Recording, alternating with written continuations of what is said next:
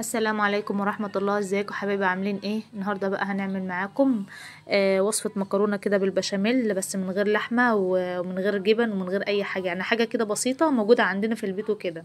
معايا بقى بصلتين كبار هقطعهم لحتت صغيرة كده او شرايح زي ما تحبي يعني. ومعايا كمان قرن فلفل كبير، هبتدي برضو ان انا اقطعه لشرايح كده او حتت صغيرة.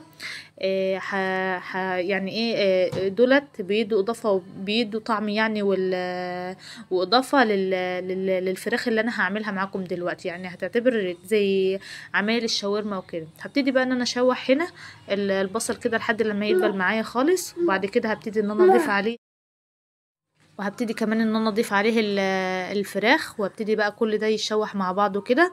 هحط معلقه ملح صغيره وشويه فلفل صغيرين وشويه بهارات فراخ، وهسيب بقى الشاورما ديت، يعني هي زي الشاورما كده بالظبط.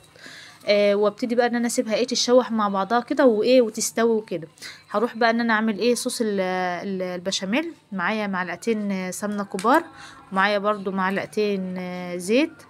هبتدي ان انا اجيب كمان معلقتين دقيق واشوح كل الخليط مع بعضه. وبعد كده هنا بقى كنت خلاص خلصت الشاورما كده وخلاص خلصت معايا.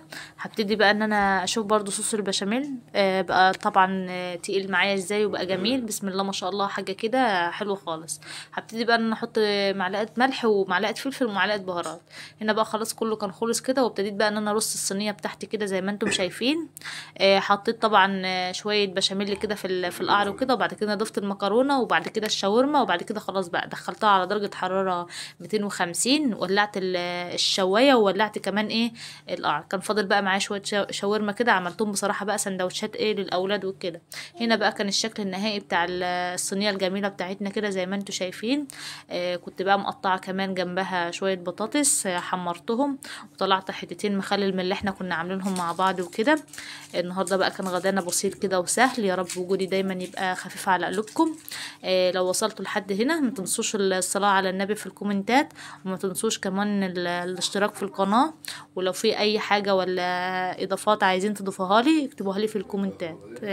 دمتم في رعاية الله، مع السلامة.